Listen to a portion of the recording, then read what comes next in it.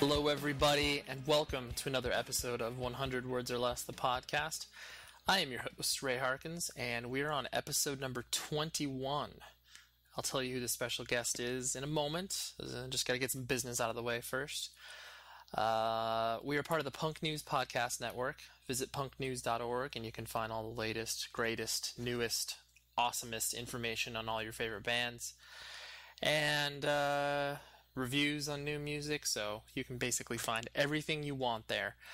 So go to punknews.org and you'll be able to find all of that. And they also have some other awesome podcasts that if you're a fan of this, you probably would like it in some way, shape, or form. And then, if you could be so kind, if you enjoy this show in some way, shape, or form, drop us a review on iTunes, which would take about maybe 2 to 3 minutes, write a sentence or two on what you enjoy.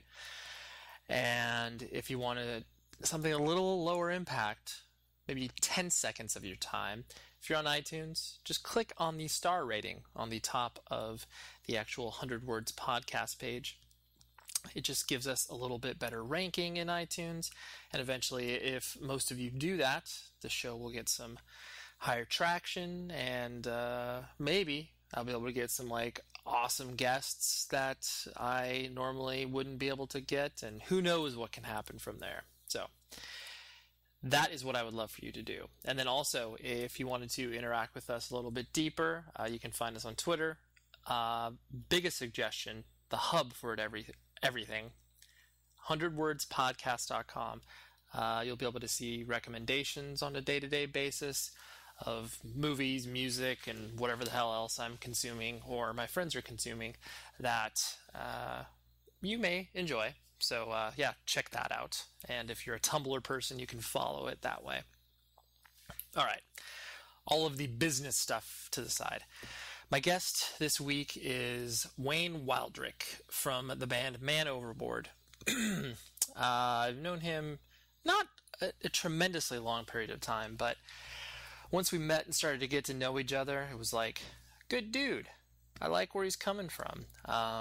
And he's very passionate about what he does musically. And I personally love Man Overboard and what they do. So I was excited to sit down with him. He was actually extremely kind and drove down to my house from Los Angeles. We hung out, had some lunch. His girlfriend played with my dog. Really fun, family-friendly type stuff. But before we got into the interview, there's been something that's on my mind that I just wanted to throw it out there and see if anybody else has been either experiencing this or ever thinks about this. Time is a very interesting thing to me.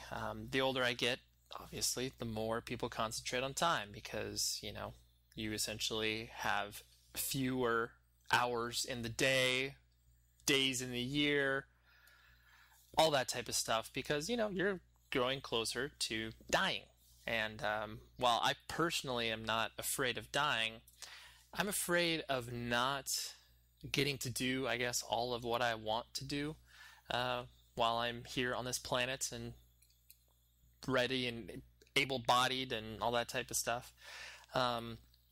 Because I heard a quote from, there's this guy named Tim Ferriss. He does this sort of series of 4-hour insert thing here. Like the first book that I read of his was The 4-Hour Work Week, and it gives hints on for people who are interested in potentially, working out of working not in an office and trying to automate a lot of your life and make it easier for you to, have more mobility and have the ability to, kind of take vacations whenever you really need to and whatever. Have a more fulfilling life from start to finish as opposed to waiting until you're 65 to travel and see the world or whatever. But anyways, he had a quote that just really, really resonated with me. Time is not a renewable resource. So, essentially when we are obviously going to jobs and doing all the things that we do, we don't, I never personally view it as such. I just am like, okay, I'm going to do this thing for an hour and that's it. And sometimes I do that thing to get paid, or sometimes I do that thing for enjoyment, or sometimes I do that thing because I have to. But yeah, I've just started to really think about what I'm spending my time doing and if it's bringing me satisfaction in some way, shape, or form. And I've often said to my just in my own head where it's just like, is it worth the whatever stress or whatever compensation I'm receiving for what it is that I'm currently enduring? And there are times where it's like it really does, push comes to shove. I'm like, you know what? I don't think this is, or I don't know if this is the best way for me to spend my time, and so I don't. And it's honestly the first time in my life where I've been kind of like prioritizing what I do based off that fact. Because it's like, when you're whatever, late teens, or even as a teenager, you're just like, you don't care. You're just like, okay, cool. I'm going to play this video game for 9 hours. And that's fun. And I personally enjoy that still to this day, if I have the ability to dedicate that time. But then how you're like, well, I can never get that time back. It's just kind of a weird thing for us to wrestle with as humans. And, obviously it's what makes us as humans and as the life that we live that much more important, because we know it's finite and there is an end to it. So anyways, if you are having any of those thoughts in your head as you grow older, or even if you're young and you have these thoughts, hit me up on Twitter or go to the website and you can find the email address. I'd just love to hear from you. So anyways, I'm going to dive right into the interview I did with Wayne. And he opened up about a lot of stuff, about him leaving the band at one point, and how his parents feel about him playing in bands and all that type of stuff. So anyways, here it is. Hope you enjoy. Just like a dream, she called me kind of late last night, said that she knew everything. And I'll do my own intro for you, so it's not gonna be like, I'm sitting here with Wayne from Man Overboard. How do you even say your last name? Wildrick. Wildrick. I was always saying Wildrick in my own head, but there's no D in there. There is a D. But it's Wildrick. I'm sure at some point it was something super German, and they shortened it up somewhere along the way. When they got to Ellis Island, they were just like, they were like, yeah, whatever, dude. Wildrick, Wildrick, See you later. Go to New Jersey. I always like to start things off with just like my own personal interactions with either you or the band and stuff like that, just because it starts off the conversation. But I remember getting that the Panic release, like the Before We Met, that like the collection, because those were essentially a collection of like all your like EPs, demos, and that type of stuff, right? Yeah, it was a re-release of the demo. Actually, he had contacted us about wanting to put something out, right? But we had already been in talks to Run for Cover, sure. But he was pretty adamant about it, and we were just like, well, I mean, we have this demo, and maybe we can re-record some other old songs and put some together. And he was really cool about it. So you're like, sure, why not? And at the time, we were just like, we just wanted to put as much music out as we could. Oh, of course. So you're like, a record label's talking to us, sure. Yeah. So, and he was down, and you figured it out. That was that. It was, I just remember. I remember getting that, and it's like, because I mean, I'm 31 years old, so I'm older, and the idea of like finding, still to this day, like finding pop, and I hate pop punk bands. That's obviously the genre you guys fall in. A lot of people maybe shy away from that, but so just like hearing it and hearing sort of like the genuine like youthful exuberance that it's like that's the feeling that you want, or at least that I want when I listen to that type of stuff. And it was just like hearing it for the first time was just like, oh yeah, these fucking dudes know what they're doing. Like it was like it just had that feeling of put me back into like when I was 17 or 18 years old and like figuring out all of that world, so to speak. And so I mean I personally just attribute it to sort of the fact that you guys were young and you were just figuring out what you wanted to do musically. Yeah. I mean it just we had been in other bands before growing up, right. And it just ended up like, I mean, as far as like the music kind of like we were in like a little more of like aggressive bands like growing up, I mean, we still kind of played the same style, it was just a little more double time, a little faster, but yeah, we got older and we just got a little more into like making just cleaning things up and making it tighter and making right. You get into different music as you get older, and you start looking at the way you write songs differently, and you just you know, different influences come out, you know, at Right. different points, you know, and it all kind of just like lined up, I guess. Yeah, Kind of yeah. worked out, you know. And then I remember, I mean, my first true interaction with you guys beyond just interacting with your music was like obviously when we put you guys on Sound and Fury in 2010, and I was really excited about that because that was the first year that myself and Joey were doing it, and we really wanted to focus on the fact that like we don't need to have every single band sound the same because holy shit, that gets boring. Right. Yeah. I feel you. Yeah, and I mean that was, you know, and I'll thank you for that for the rest of my life. You know, because I mean our whole band will, you know, because like that was the first time. I mean, Sound and Fury was something that we would like hang out in front of like our computers and like watch together and watch videos of like, you know, Blacklisted and all these bands playing. Sure. And we were always just like, oh man, Sound and Fury, like that would be so tight, Right. to be in a band and go and play there. And like that was like the first thing that we collectively as a band like really got like stoked on. You know what I mean? That's That awesome. was something that we were all like, yeah, like this is happening, man. We're going to California. Like, totally. we're, you know, like Backtrack and all these like up and coming hardcore bands. Yeah. You know, just like it was like we were really, really stoked, you know. And that was another thing too. It's like, you know, the music obviously we play is like a little more polished and all, right. You know, but like at the end of the day, like, you know, we're still like as involved as, you know, relatively as involved as everybody else. You know what I mean? As far as hardcore and punk goes, you know, like you're going still to shows, still totally. buying records. You know, you're still a hardcore kid. Like no matter what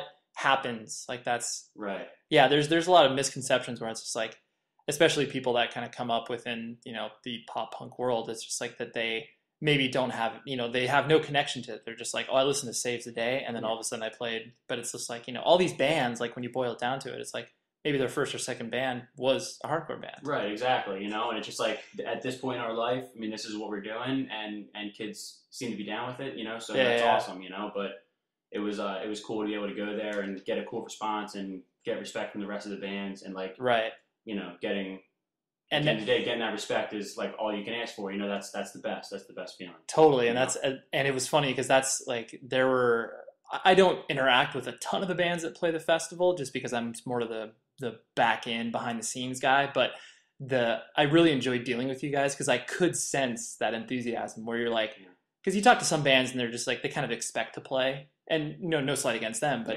totally. the fact that you guys were just like, awesome, and like I actually felt that over the phone, and it was like, that's great. Like it's nice to have bands like a band that played, you know, Sound of Fury this year, like Basement, like they were genuinely excited about playing, and it's just like those are the type of bands that I love to help put on because there's an actual investment beyond just like, oh cool, like we're a local Southern California hardcore band, of course we're going to be eventually be able to play Sound and Fury. It's just, I mean, any of the festivals, you know, like totally. United Blood, This Is Hardcore, just to be a part of like a weekend where it's like everyone's there down for the same thing, down for the same cause, like you have to be stoked about that. You know what I mean? Like that's it. You know what I mean? Like, totally. That's what it's all about, right? That's why you're involved with what you do. Yeah. Exactly. You know, so you're there, and it's like it's awesome. You know. That was something that like, you know, we still talk about. And it's even funny when people bring it up. They're like, "You guys played Sound and Fury? Like, what? You're like, really? Yeah, you know, like, yeah. They're like, did you guys play like all your songs? Did you guys do any covers? We're like, nah, man. We just like just played your songs. Yeah, we're down. It was it was cool. Yeah, that's awesome. And sort of backing things up, like where were you born and raised, like in Jersey, in that Jersey area, or how did your yeah, man, South Jersey, like 15 minutes over the bridge from Philadelphia. Okay. And the whole area, I mean, Philly, South Jersey, I mean, even the Philly burbs, like Doylestown and all, that's all like, it's all one big family. You know, I mean, you can go over the bridge to Philly, like back, it's not like New York where you're like, once you leave that city, you're like, that's it, man. Like, I'm not. Yeah, you don't exist anymore. Yeah. You know, like Philly, like you can be back over the bridge like 2 or 3 times a day. Yeah. You know what I mean? So it's like, you know, you could catch a show in Jersey and then be like, you know, we're heading to Unitarian to catch something, or back and forth. You know, like I grew up there. Like, what city were you born in? I was born in Stroudsburg. Okay. And that's, you know, and just raised up in New Jersey. I mean, I moved to like a couple different towns. You know, I like have lived in Mullica Hill. Okay. For I don't know, a little bit now, I guess. Yeah. And is that's where your family's still based? Yeah, in Jersey. We're out of there. Yeah. I mean, like, you know, I have like brothers and sisters that have moved out, like all over the area. You know, but I mean, we're all still pretty based there.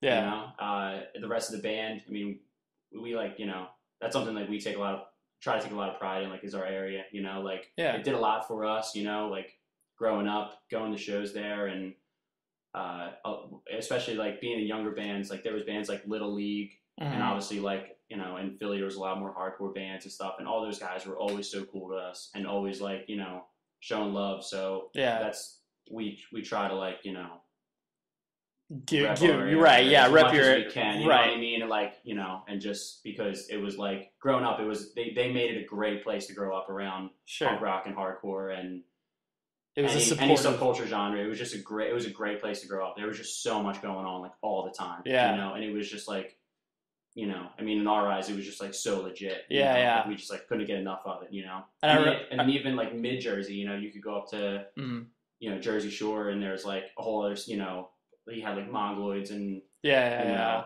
like, I don't know, all Little Rascals and, like, all these, like, Jersey Shore bands, you know what I mean? Like, it was just, like, it was a great place to grow up. It was awesome. Yeah, I remember my first experience with Philly, because my old band Taken, like, we did a decent amount of touring out there because we were friends with This Day Forward. Okay. And I remember my first experience at a Philly show, because, like, I mean, Philly, while it is a supportive community, it's way more violent than it is out here in Southern California, just as far as, like, dancing and crowd participation. And I just remember where it was like, I was watching This Day Forward, just, like, you know, like, I was close to the pit, but not, like, close enough where I would be, like, worried about myself. Right. And then I just, like, within the first, like, minute and a half of the song, totally just got punched in the face. Like, not, like, obviously, like, a cold cock, but just got hit. And it was one of those things where I was like, oh, so this is the Philly that people, like, had, like, people not, like, warning me about, but just being like, oh yeah, it's a little different than the West Coast, like, stereotypical, like, circle pit and sing along and stuff like that. Yeah, well, I had my older brother. He's 35, and, you know, he would bring me to, like, all kinds of shows growing up. You know what I mean? So I remember being around that, like, super young, like, going to see, like, Madball or, like, you know, whatever, like, you know, or whatever show at the time, you know, E-Town or something, like, you know what I mean? He would bring me out and, you got to see this, man, like, you know. Blah, blah, blah, like, I don't want you getting into some stupid music and, you know, whatever, like, he wrote me in, like, super early, you know, so, like, yeah, it was, and it just, I don't know, but it just, like, that, seeing that and seeing the way the Philly shows were, and they were, so everything was so aggressive. I mean, it was the same thing going to New York or going to North Jersey. Right. The crowds were always, like, super intense like that, and, like, but that was like what, you know. Yeah, well, it's maybe you want to go back, I guess. It is such a distinct, like, you know, you hate to do the West Coast East Coast thing, but it's such a different vibe. Like, and I mean, you know, it can be culturally, like, whatever the case may be, but it's like you definitely see it within the shows, and, like, it just didn't become more apparent to me than, like, after I'd been there 2 or 3 times, where it's like, oh, this is how shows go out here. Not like it's, like, better or worse than how it is out here. Right. It's just different. And so it is. It's like, it's funny because we always joked around. It's like the first, like, couple times we would come out here to play shows. Like, you go to shows Unitarian and, like, you know, whatever, like, in the middle of the winter, you know, like, everyone's decked out, and, or even, like, you go to Boston and everyone's got, like, winter gear on, and then, like, you're out here and it's like everyone's just, it's like sunshine 24/7, t-shirt and shorts, you know what I mean? It's like, you're like, you know, I don't know. It's like, you know, you're like, this is the middle of December. You know, and then, you know, it's like, so I mean, I'm sure a lot of obviously the elements and things like that played into, like, how the crowds were. You know what I mean? You're dealing with, like, you know, 20-degree weather all day long, and I don't know. Maybe that had something to do with it. Yeah, bottles up the frustration where it's just like, God, I can't wait to get hot and sweaty in the basement of the church. Exactly. And so it sounds like your brother was the sort of guiding light for you as far as introducing you to music and stuff like that. Yeah, totally. He was he lived in Philadelphia a lot, like, while I was growing up. Okay. And but he would always, like, come whenever he would come back to, like, see me or, like, visit me or my mom or whatever. You know, he would drop off CDs or drop off band T-shirts or, like, always like, never, like, you know, again, and it's the same thing I was saying before. You know, like, never forgetting. You know, what I mean? Always giving back. You know what I mean? Sure. And, like, you know, he would, you know, first Warped Tour, first this, first that, you know, like, just being like, and if I said that I had any kind of interest in that band, it was like, yo, we're going to DC to see Fugazi, like, let's go, like, tell mom we're going to the mall, like, we're going, you know, or whatever. That's you know? Incredible. Just so like, he took a real vested interest in the fact that, like, he wanted to show you, like you said, like, the good shit, where it's like, I don't want you becoming, like, you know, this mall kid who's, like, influenced by whatever's on the radio. It's like, here's this cool stuff. Yeah, and, like, he had a different upbringing than I did. Mm-hmm. His upbringing was a lot harder than mine was, you know, like, circumstances were just different then. Okay.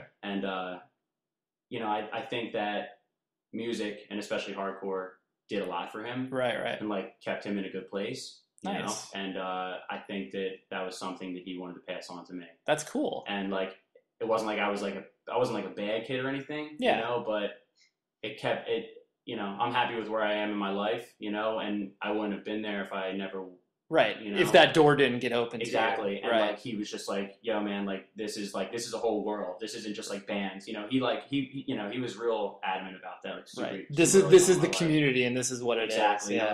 Like this is what you do. This is what you don't do. You know what I mean? Like this is, you know, don't be an idiot. Don't be an, you know, blah, Yeah. blah. Like, you know, this is Gave you the rule book. Exactly. That's you know what awesome. I mean? So it was like, you know, early on, and that. But at the same time, like I was always a kid that like, you know, being in middle school and people were like listening to Taking Back Sunday, and I'm like, man, Yeah. it's weak, man. Yeah. Like, whatever, you know what I mean? And I'm listening to the real stuff. Yeah, you know, like, and then like finally, like later on in high school, I'm like, yeah, this is pretty good actually. You know? Yeah. Why didn't I listen to this earlier? Yeah, you know, but at the time, you know, it was like, nah, man, nah, you know. Yeah. You know, and I'm like, I don't know, you know. Yeah. In retrospect, you can look back and be like, well, I mean, everybody goes through that phase where it's just like, oh, I don't listen to this type of music because this is who I am. This is the summation of me. And then like once you open up your eyes, where it's just like, oh yeah, like I can listen to other shit, and exactly. like that's okay. And just like you were saying about dudes that grow up in pop punk bands or whatever, you know, we're on Warped Tour, and I'm talking to Eddie from Taking Back Sunday, and we're talking about Chain of Strength, right.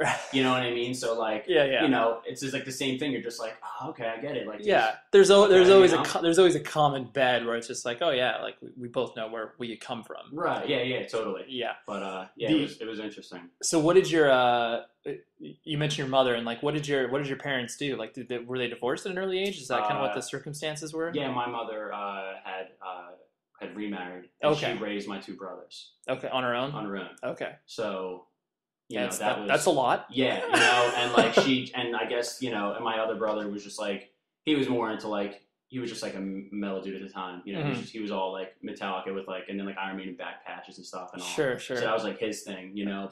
But my brother was like obviously the opposite and was like hated metal, you know, and wanted to just listen to, you know. That was a direct rebellion against his older brother, where it's like, dude, you're into this shit, I'm into this shit. Exactly. Yeah. Like he, you know, was like, nah, man, I'm not into that look, you know, whatever. Yeah. You know, and like I had an older cousin too, who's even older than my brother, who like I remember, like, you know, his sister would watch me, would like babysit me, you know, and like he would be like, oh, I'm taking the bus like up to New York to CB's, or I'm taking the bus, or and like, I remember being like super young, you know what I mean, and him like talking about this stuff, you know what I mean. My brother being like, I want to go, you know what I mean, like young, you know, like, really like you would not be, you would not be allowed there. Exactly. You That's know, not just safe, like, you know, right. and like my cousin, you know, like with the old, you know, the old Rev watch and stuff like that, and tell me what that was, you know, and like it was just like, I guess I was just born into the right. Yeah, you're always surrounded by it, like the independent culture. Like it was, you know. And my cousin had played in a band. He played in a band called Posse of Three from Jersey. He was like a post-hardcore band. Of course, and like he, you know, so he was like, that's amazing. So, you know, so like he got into that, and then it was like my brother was like pushing the hardcore thing, and then my cousin was like, dude, you gotta check out Sunny Day, and you gotta check out the Pixies, and you gotta listen to bands like this and that, and like, dude, you sound like you had a very lucky upbringing from that sense, where it's like you weren't just getting introduced to one thing. It was like every so often it was like different. That's awesome. Yeah, whatever they were getting into, it was like they wanted, you know, everybody else that was somewhat interested in and I was so young to like whatever they showed me I thought was cool, even if I didn't like it. You know what I mean? I was like, yeah, this is awesome. Awesome, you know? Thanks. You know, like whatever it was, I was like, yeah. You know, like they're giving me like same thing, like giving me Sunny Day, Real Estate in like 6th grade. I'm like, yeah, I get this. You know what I mean? I'm like, I have no idea what this guy's talking about. You know what I mean? So what did your mom do as a job? She was, you know, in and out of different stuff. Sure. Just hustling, making ends meet. Just doing it, man. She's definitely like she's an inspiration when it comes to a lot of that. That's awesome. Yeah, she's and so amazing. When did your stepdad come into your life? Like, how old were you? Actually, that's my father. Oh, okay. Okay. She married my father and had me and my sister. Ah, got it. Okay. Yeah. So, you know, but yeah. So that, like, again, like that was, you know, that was when things like shifted. Right. It wasn't like it wasn't like my father. You know what I mean? My father was still just like some working class, you know, you know, hardworking guy. You know what I mean? Like it wasn't like situation just like shot up and everything was fine. You know what I mean? Right. Still, you know, going through regular life. You know, but of course. but yeah, she married my father and then had me and my sister. Yeah. And so what does your father do? He's a mechanic. Oh, okay. Yeah, he has his own shop in Jersey. Nice. Yeah, so he's a man's man. Sounds like he is a man, dude. That is for sure. That is for sure. That's what, and that it's so funny because like I honestly do worry about like our age group, like basically anybody between the ages of like 22 and like 35, like that sort of whatever Gen Y, like millennials, whatever the hell you want to call it, where it's just like I don't know how to do shit. Like I don't know how to fix shit. Oh man, I hear you. And it's like, and it's like I mean, there are people that are like, you know, that are acclimated to that. Super handy and all. Yeah, yeah. But it's like, I don't know. I feel like that sort of interest is not as like prevalent just because maybe because there's more options there, I guess, for kids to have jobs. I don't know. But it's like, it's so interesting because more often than not, I find people who are just like myself, where it's like, I don't know how to, like, I'm not a car dude. I don't know how to fix anything. I hear you, man. Like, and that's the thing. Like, they'll be like, you know, like putting outlets in or something. He's just like, you know, yeah, well, you know, let me just go ahead and do that. Yeah, we'll run to Home Depot and pick some stuff up, you know, and you're just like, what? You know, like I can tell him like, dude, like whenever I ever have my own place, like I'm just calling you. Yeah, oh totally. That's it. You're gonna have to come over. I'll pay you whatever you want me to do. Yeah, I'll pay you an hourly rate, right? Just, but like I don't even know where to start. You know? That's funny. So he didn't try to be like, Wayne, this is how you fix stuff, and you're like, no, Dad, I don't want to do that. He never tried to kind of like steer you in that direction. Not really. I mean, he always made me help him. You know what I mean? I never got out of like doing the work. You know what I mean? I had to like hold something or right. hold the screwdriver. You were the apprentice. Exactly. Yeah. But it is cool though because he is good with obviously with cars and the electronics and all. Sure. He's always the one who's like helping me if I'm like, you know, guitar's acting up or something like that. You know what I mean? He like knows how to fix it. That's awesome. He can't play the thing, right. But like he can be. But he's like the fundamental premise behind this. I understand. Exactly. This. Yeah. You know, he opens up the back and he's got his little tools out and all, and he's like, you know. Yeah. He's like, I can do this. You know. Here it is. He like, you know, it gives him something fun to do. He enjoys it. Yeah. And obviously that's a bonding experience for him because it's like, you know, I don't care how manly a father is from that perspective. It's like, you know, that brings you together. Totally. Where it's like, I'm helping out my son. This is, you know, problem A, and it's being solved. And it's like we feel closeness because of that. Yeah, totally. Yeah. So it sounds like you're still close to your parents, obviously. Yeah. They're. I mean, they always wanted me to do like to think about my future, right? Like any family or any parents. Usually, maybe, right? You know, any good parent would, right? Yeah. But at the same time, though, they knew that I always really enjoyed playing music, and you know, they would be like, you know, but you gotta, you know, don't forget about, you know, going to school and stuff. I'm like, yeah. Like, I'll get to that. Yeah. Don't forget, you gotta sign up, take your SATs. I'm like, yeah. Like, yeah. Well, and then you know, my mom calls me like, you just beat SATs. Like, I'm in Massachusetts. We had a show. You know, like, my bad. I didn't tell you. Yeah. But yeah, they're super supportive. I mean, you know, my parents are also like really big into music. Like my mom, big Beatles head, Bowie fan. You know, nice. My dad grew up, you know, like playing me Jimi Hendrix. That's good. From Woodstock, playing Star Spangled Banner and like all that stuff, and you know, sure. So they you know they at least have a context for. I mean, well, it's hard to. I mean, I'm sure because I mean there was a point where it's like you obviously left Man Overboard and then you kind of came back, correct? Mm-hmm. Like because you were during that time was like you went to school, right? You were going to school for a little bit. Yeah, I went back to school. Mm-hmm.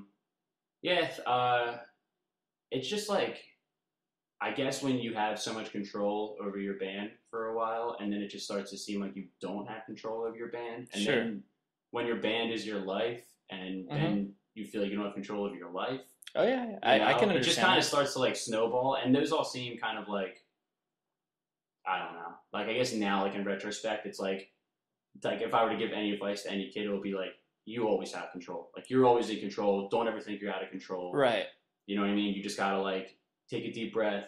Yeah. And take it from there. You know what I mean? Like it's not just gonna like fix itself. You know what I mean? You gotta like, you know. So well, and it's funny because a lot of people do have that misconception. I myself, because I distinctly remember, it's like towards the end of my first band's tenure when like, you know, labels are interested and like management was interested, and it's like I always basically said like fuck managers, because this was like maybe like 2002, where it's like the idea of like an independent band manager was still a little foreign. Yeah, totally. But it was like in my own mind, I was like, once a manager comes in, I lose control. Right. Like that idea.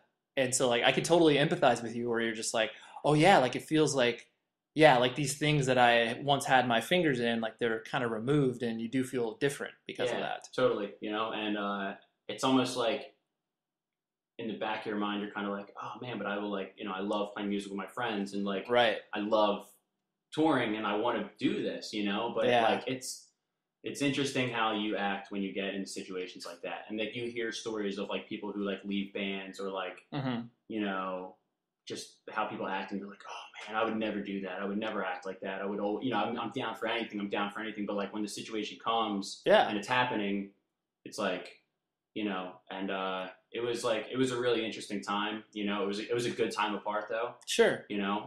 Well, it's time apart, then obviously it's like it gives you opportunity to actually like think things through and be like, what is it that I actually want? Because it's like, when you are, I don't care what anybody thinks between the ages of 17 and like, 23, 24. It's like, you have no fucking clue what you're doing. Exactly. You have no idea what you're doing. Right. And like, to be able to make these like really distinct decisions about like, okay, I'm dropping out of school, I'm doing all these things, like I'm, most of the time, like going against my family wishes, like all these things are impacting you and you're just like, I'm a kid, I can barely take care of myself. Right. Like, yeah. And having all that assault you and then being able to like figure that out and still like you said, kind of have the vision of like, oh, this is what I would like the band to be or what I want to accomplish with the band. Right. Yeah. It's and the whole time it's like, it's crazy because it all seems like it's happening so slow and then it starts happening so fast. And then you want to get to the point to where you're like, yeah, like I'm into this like direction that we're going in, but like, what about this, and this? And then it's like, yeah, but we only have so much time. Or it's like, it's kind of weird, and like, fortunately enough, like those guys are my best friends and, we had some time apart and, everybody realized it came back together, like things happened, like I met up with Nick and we talked and we were busting each other's balls like we always did. And just like, and it was like, it was like a gradual kind of like back in, but it was, again, at the end of the day, like, those are my guys and like, and again, like it's crazy to think about of now, course, because at the time it was like, I'm in San Francisco and I'm like quitting the band, and like I'm flying home and this is like super heavy stuff, like super heavy, and totally. Like, because these are decisions we had been through it all. Yeah, like these are decisions I didn't ever think I would have to make. Like, and it's like, what do you want? What do you want to do? How do you like, and then going tracing all the way back to just like growing up as a kid playing guitar and like being in bands and like, how do you want to be remembered? Like, how do I want people from Philly to know me? How do I want people from home? Like, how do I, who do I want to be? Yeah. And it's like, I don't know. That just all just started like.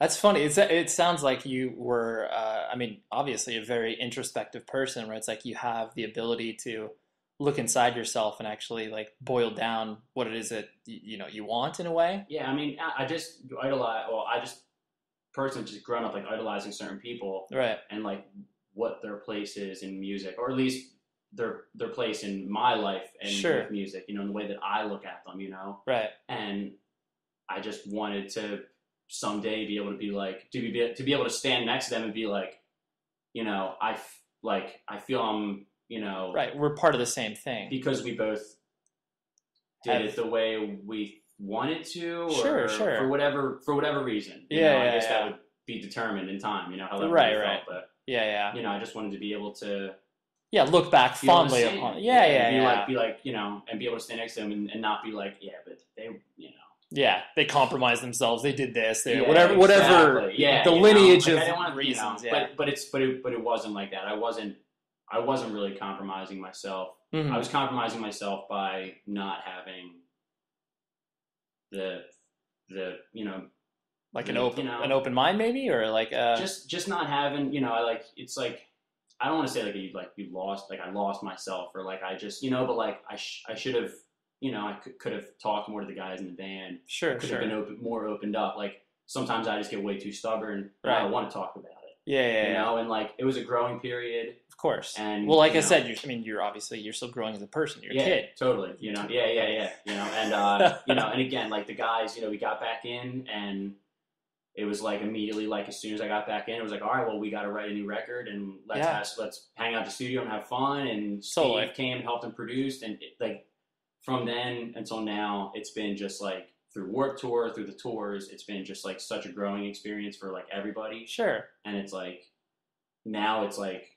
Yeah, you're all part of the same. Yeah, you feel like you're a part of it, all together, collectively creating something. Exactly. Which is obviously what a band should be. Right. But during that time, like when you kind of had to approach your parents of like you were saying, like, yo, mom, I'm missing the SATs, and like doing all these things, like, were they reacting in a way where you were like, you know, like you felt like you were disappointing them, where it's just like, oh, because you are pursuing the band and not doing these other things. Right. How did that, or were they just like, all right, it sucks you're doing that, I understand it, like, but we still support you at the end of the day? Yeah, I mean, they always were down with me playing music.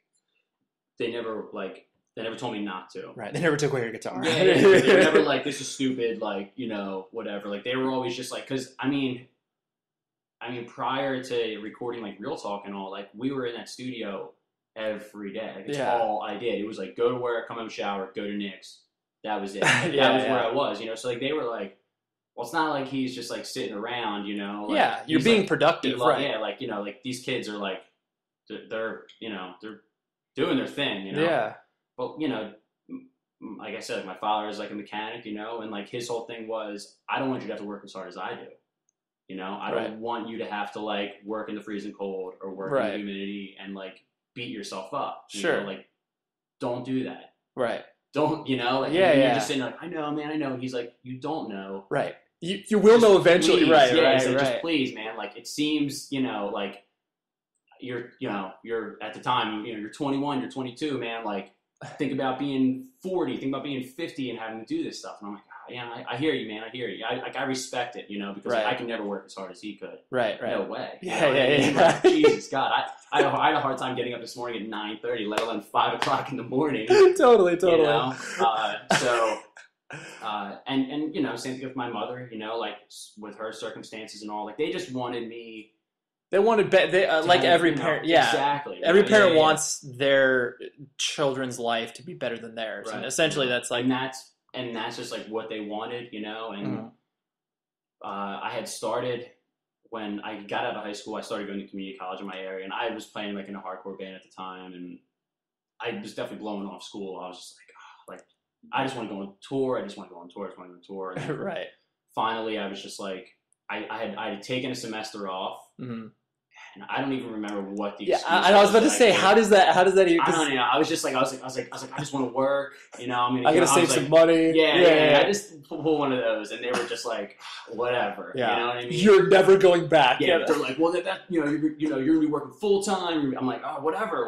Like, I didn't mind working. Yeah. You know, I was cool with that as long as I could go and play music later. I was fine with it. You know. What job were you doing at the time? My family has a deli. My mother runs a deli in Jersey. Nice. So I was doing that, and and it was like me. Nick was working there at the time, so it was like it was like Cheers. You know what I mean? Like, all the boys chilling all day, making hoagies. That's incredible. Watching Sports Center. So it was like I'll work all day long. Right, hanging, no problem. You know? So so I was just like doing that, and then fortunately enough, like right when it was about time to go and register back into school, that was when that falls when we met Matt Pike. Got it. And Matt was like, there's a Wonder Years tour going on in the spring. It's in February, you know, and I went home and I was like, we're going to go in the US, you know, and they were just like, cool.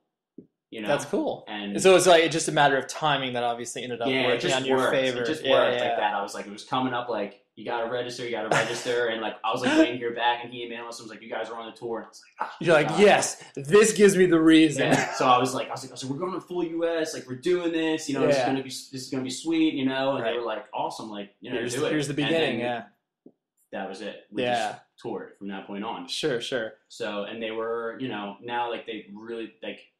I think that they're just like beside themselves. Oh, like, I can all imagine. Our families are just like so supportive because they're just like, wow. you know, we could barely hold ourselves together. Like, like years ago, we were like in like Zach's basement, me and Zach, like with our acoustics, like whatever, like, yeah, you know what I mean? And, and now they're just like, wow, like what? Wow, kids like my kid's band? Yeah, like that's weird. Yeah, like my dad's always like, you guys, like the van's always a mess. And he's like, you guys can't even clean, like you guys are up here doing this, like you guys got food under the seats and stuff. Yeah. So that's amazing. They're all the families. They're like super. They've rallied around you. That's cool. They're awesome. What was the? I always find this interesting. What was the first band that you played in, and what was the band name? Because usually it's pretty terrible. First band I ever played. Or I mean, it doesn't even have to be like a bedroom project, but it's one of those things like where you first were like, all right, I played my first show, and it was like this style of music or whatever the case may be. I played in a band called Fit to Fail. That's not too bad. Jersey. That's not too bad of a name. It really wasn't that bad. Yeah, Fit to Fail. It's a Simpsons reference. Okay, so, that's good. I actually had joined the band, and it was like it's really funny because there was 2 bands in my high school. Okay. And it was them, and there was this band called Cheap Shot. Okay. And they were like all Edge kids. Well, half of them were Edge. And I was supposed to like go and try and play guitar, and the one kid came back and was like, yo, like the guitar player's like not down with like having too many non-Edge kids in the band. Or oh, dude, you didn't balance it out. I was like, oh man, I was like, all right, I was like, well, yeah. So I was like, okay, but but no, I hooked up with these guys, and I mean, I like grew up with them, like friends and all, and it was like it was everything from like Suicide Machines to like nice punk stuff to like yeah. It was cool, you know what I mean? Like, yeah, of course. It just cut your teeth and gave you the taste of like, oh, this is totally. This is what I want to do. Yeah, and like they were all like really good musicians, and that was something that like I'd never taken a guitar lesson in my life, and like playing, especially with that drummer in the band, he would never settle for like what was simple. You know what I mean? And like so he would show you how to play something, and I couldn't get it, and he'd be like, we would sit there forever. You know what I mean? So like. He was like, essentially your guitar teacher. Exactly, and he like that. All those guys like really like made me into a musician. Yeah, because they were all like super. Like the kid who sang was like in choir and all. You know what I mean? Like, oh yeah. It was like right, which was like awesome. Yeah, everyone had their chops together. Yeah, you know what I mean? Like from that point on, it was like like it's got to be tight. Like it's got to be tight. We can't be like loose and like let's like play these songs, let's play them for real, right. So that was like it was kind of it was a revelation for you earlier, because usually when you do your first band, it's just like totally like, I mean, dude, my first band was called Doom Society. Nice. Fucking terrible. I mean, it was we were doing like just pseudo Minor Threat and it was like we had no semblance of musicianship at all, so it's like it's cool that you had your first experience with like being something kind of technical, and then being able to like carry that forward. Yeah. They were just, they I was like, yeah, I know, and they'd always be like, all right, it's this chord and this chord, and I'm like, yeah, okay, man, Right. And I'd like have to go home and like look up like on chord generators, like I had no idea what they were talking about, you know what I mean? But I just wanted to play so bad. Totally. You know what I mean? I'm like I said, like I mean, when it comes to like ska and like ska punk and all, like I mean, I'm down with like Suicide Machines and like, right. But like at the end of the day, like. But I was just like, whatever, man. Like, I just want to play. I just want to play. Yeah, I didn't even care. You know what I mean? I'm like, whatever, dude. I can do this. You know sure. what I mean? Like, as long as it's like independent and somewhat related to punk, like I'm down. Yeah, exactly. Yeah, I was just like, this is cool. You know what I mean? Like we're driving half an hour north, to some VFW to play. You know what I mean? Like, huge. Yeah, exactly. Yeah, we're going to Jersey Turnpike, going up 2 exits. Like what? You know what I mean? This is huge, right? But like, but I was like still young enough that had to be home by like 10 or 11 o'clock. Of course, fortunately we're playing first, so I will be home by 10 o'clock. Yeah, definitely. What so like your high school experience? What was obviously there's the archetypal groups of like jocks and skaters and whatever. What sort of group did you feel like you fit in, and like how was your high school experience? My high school was. Like I said, we were like pretty much like right outside of Philly, and it was like a lot of farmland. So it was like and like a lot of up and coming homes. So you were either like your family's like 3rd generation like farmers there, or your family's from the city. Okay, so it was kind of interesting. It was like a lot of super conservative people and a lot of like. Tight fades and, like South Philly, Italian kids, So it was, I mean, I don't know. There wasn't like a whole lot of kids in my school listen to punk and hardcore. Like, I mean, I could probably count on both of my hands. You know what I mean? Right.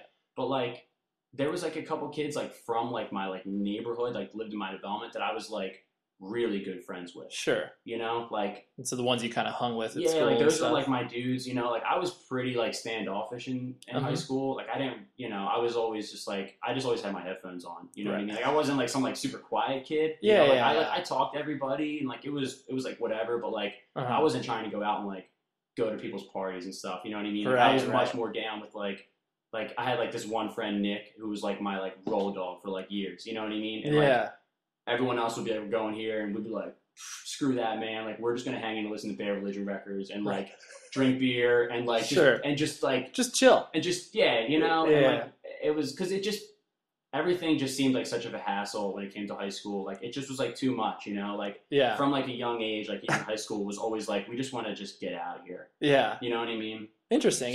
So you guys were kind of like you deliberately removed yourself from like the quote unquote high school experience in a way where you're just like, not really interested in that. Yeah, totally. And like my senior year, I was just like senior year. I feel like is the year where like all the walls come down and like suddenly everybody's friends, and I just like couldn't take it. You know what I mean? All these kids coming up and talking to me, being like, dude, like dude, it's such a good time with you. You know, I'm just like, good luck with everything. You're just like.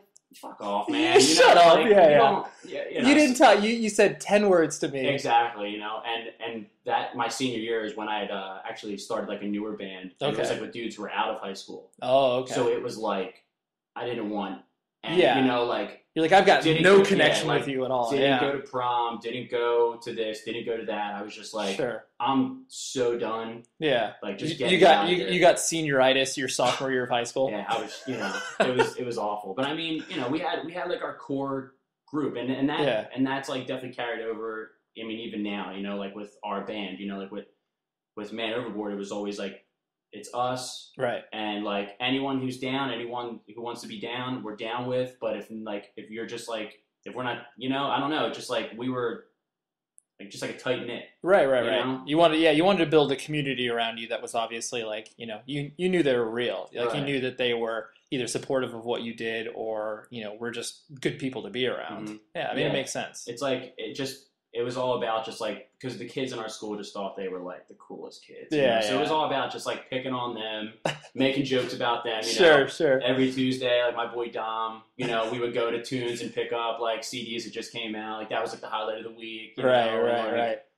You know, someone I don't know. It just was like You're like, yo, I don't really care about any of this high school drama. I don't care about who's going to be home. Go sit at the diner. You know, and just whatever. You know, we were just like. I don't know. It was a good time, you know. Had a lot of laughs and all, but it's not something you sit there and are wistful and like, oh man, I would love to relive my high school years. Yeah, seriously. You know, like I see kids, you know, and even now, like there's like bars and stuff in our towns that like people who go to like, oh dude, we're going here, and I'm like, I don't even want to drive by those places, you know. I don't want to know. Don't care. No disrespect or nothing, but just like that's not what I'm interested in in my life at all. It's just like too much anymore. So, what kind of usually people have those sort of like markers within, especially like their band's life, where it's like you know, like kind of like how you mentioned with Sound and Fury, where you were just like, wow, we talked about this and then it came true, and like that's really weird.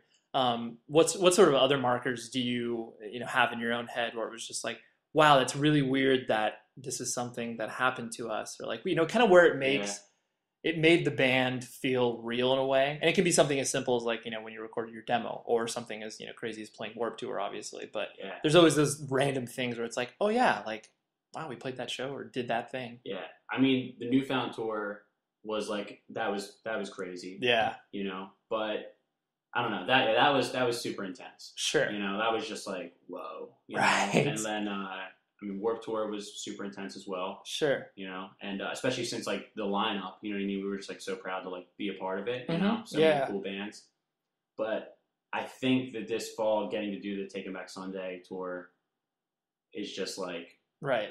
What? Yeah, you know, and because they're a band that although they came from like the same generation and era as like a band like Newfound or Saves the Day, but they're just like, I always look to Take 'Em Back Sunday. Like, I'm like, oh, Take 'Em Back Sunday's coming through town, but it's with Angels and Airwaves, and it's at like the Susquehanna Bank Center. You know what I mean? I'm like, dude, that's never gonna. Here's a stadium. Never gonna happen. Never gonna happen. I mean, it'd be sweet if it, maybe, but probably not. You know what I mean? And it was like, what? Yeah, it's like I just see stuff online about it. And I'm like, oh my god, like this is like, whoa. This is. I have a part of this. Yeah, I'm doing something with this. And it's that's definitely crazy. But it and we have other things coming up too that like I can't talk about that are lined up that are like what? Yeah, it's like unreal. Sure. But just all kind. People who say they like your record, that's always really crazy. That like you respect that you're just like I feel like that almost at the end of the day is like what's the craziest is when someone's like, oh yeah man, I checked out your record, like I love it. You're like, what? Do you? Yeah. Are you just saying that? Yeah. Yeah. That's always like that too is always just like, because immediately you're like, oh, I love your band. I love your band too, right. Man. It's a reciprocal compliment. Like, no, I love you. Oh, wait, why did I say that? I don't like that. But but you're cool like that. Yeah. No, that's cool. I mean, it's those moments where it's like you do have, because I've always found it's like there are relationships that you develop at, when you're in a band that, you carry with for years, like even after both people no longer, play music or maybe are no longer involved in music in general, where it's just like, you have that connection where it's just like, oh, remember that show we played together? Remember when you toured with us as a roadie or whatever? It's like those connections where it's like, not very many people get to experience that. And it's like even though more and more people are in bands these days, but it's not commonplace to have those true experiences where it's like, oh yeah, like I'll be connected with you for the rest of my life, right? Especially with your bandmates. Yeah, totally. Like the other night I went to a Dodgers game. Mm-hmm. It was like me and my buddy Dave, who we had met like through the band, and like he's like a great friend of ours now. Mm-hmm. And Joe from Set Your Goals, right? And I'm just like sitting next to him in the stadium, and I'm just like laughing. I'm like, dude, the last time I saw you was in Vienna. Right. You know what I mean? Like, this is, like now we're here. And like, since then, you've been to Europe again. Right. We've been around the whole U.S. Sure. It's like... Dude, I guess this is weird. Yeah, exactly. You're just like, oh, now we're here in Los Angeles at a Dodgers game, like, what, You're it's like... How can I retain perspective of this? Yeah, totally. And like, we're talking, it's crazy. Well, it, sort of to wrap things up, I always find it interesting where... if you had any sense of like, if you obviously didn't pursue music from how you have, like, what were you interested in that you could kind of see yourself either getting into like career wise or like, what would you be doing if you removed, even if Man Overboard was still in your life, but just not as all consuming as it is currently? Yeah, I feel it. What would you feel like you'd be entertaining? I say this like a lot, and I feel like, I loved the atmosphere of like working in my family's deli. Sure. Because I love like where I'm from, and I love that vibe. I love that like Delaware Valley, like, we're all on the same page. If we're all driving the same roads. Right. Yeah, I don't know. It's like, it's just like thin. It's this thing over there. I could go on about that for hours, but I would like, I don't know. Would you say that it's part, sorry to interrupt. Okay, would you say that it's like part of, it's just like this sort of like, not a small town vibe, but just like you really do feel like you're a sense of community in a way? Yeah, totally. Like when I'm home, it doesn't matter. We have friends that don't play instruments. We have friends that are like, that do whatever. They're just like neighborhood kids. Mm-hmm. And we go home and like, we don't talk about Man Overboard.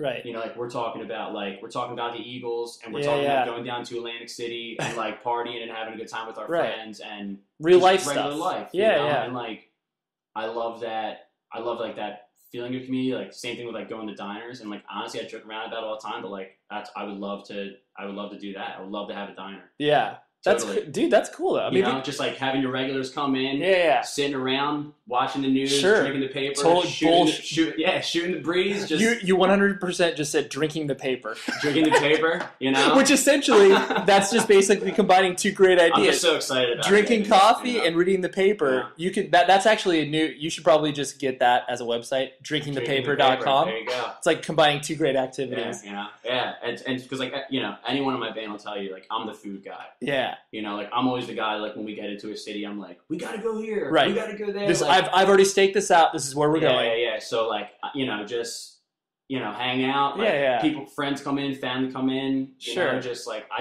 that stuff just gets my rocks off. I don't know what it is, man, but like, no, well, I love just being a neighborhood kind of guy. You know what I mean? I'm just into that. You know? I think you've hit on a really important part, and something that I really like when I'm able to discuss with other people, where it's like, touring and band life, like it's a suspended state of reality. It's like this different world that it's difficult to explain to someone who's never experienced it, where it's just like, oh yeah, like, like, because people say tour and it's just like, you have this conception of what a tour is. Right. And then it's like, you're like, yeah, like it's awesome a lot of the time. It also sucks balls a lot of the time too. And they're just like, well, how could tours suck? And you're just like, I can't put that into words. Right. And then you don't want to sound like you're complaining, because obviously you're like so blessed to be able to do what you're doing, but at the same time you're like, yeah, well, like, it's all well and good here and there, but when you're like dead in the middle of the country and it's like there's there's low moments, of course, they happen, totally, or when you're on the other side of the world, it happens, totally. But I think that's like it's great that you obviously have that sort of anchor where it's like you are able to remove yourself from the reality that you're existing in and be like, yo, like this is always going to be important to me, regardless of what happens with the band or whatever. Where it's just like, this is something that, because so many people, I feel like when they do start to get a taste of what, band life and tour life is, like they kind of forget about reality. Like, they either forget about relationships or whatever. They're just like, they're shut off to that. They're just like, oh, when I'm home, I want to be on tour. And like, that's fine, because that's a feeling that is normal to have, because tour life is your normal. Like, exactly. That's normal now. Yeah. And so, but it's like the people that just kind of turn that side of their brain off and just like, don't take care of it. That's, and maybe, like I said, maybe it's just, there's like this distinct attitude about where we're from that we're just like, when you're there, like, I just can't get enough of it. Yeah. Like, I just drink it in. I'm just drinking the paper, I love, like, I'll stop at my dad's shop and it's just like, you got like some football coach who's like stopping in, a high school football coach. He's just like, talking about this and that. And then like, whatever, people are just like, oh man, I just got in. I was over in Philly to do blah, blah, blah, blah, whatever. Right. It's just like this whole, like, I might just be a New Jersey thing too, when it comes down to it. I don't know. But it's like, we love our home, man. We love it. Everyone's like, would you move to like, if you guys ever got like huge, would you move to like, this or that? And like, I want to say I'll never move to like Los Angeles or like California, but like at the end of the day, it's like, I don't know, man, like we kind of dig where we're from, like, we love it, there's an actual connection here, and there's a reason why we live where we live. And I think like the moment that like our band, and I don't think we're ever going to, but the moment that our band ever loses sight of that would be the downfall of our band. Interesting. Because everything that we do is at home. Like we do all of our own merch still. Like we don't have any other secondhand middleman merch guy website doing our stuff. Like we pay two of our friends at home to do it. Like we keep everything in house. Like the same guy who's been printing our shirts since day one is still printing all of our merch. Like it's all just like centered around that. That's cool. All around our home. You know what I mean? Like we just like, and all of our friends, as much as we can get our friends involved, bring them along. Sure. Like whatever we can do. You know what I mean? Like that's just like, just how it's how it's always been, and for as long as we can swing it, it's how it's going to be. It's how it's going to be. Yeah, totally. That's awesome. Well, I don't think there's a more appropriate place to leave off this beautiful interview, but thank you very much for hanging out. Yeah, thanks for having me, man. I hope you had fun in some way, shape, or form, and if you don't register drinkingthepaper.com, I'm going to be disappointed.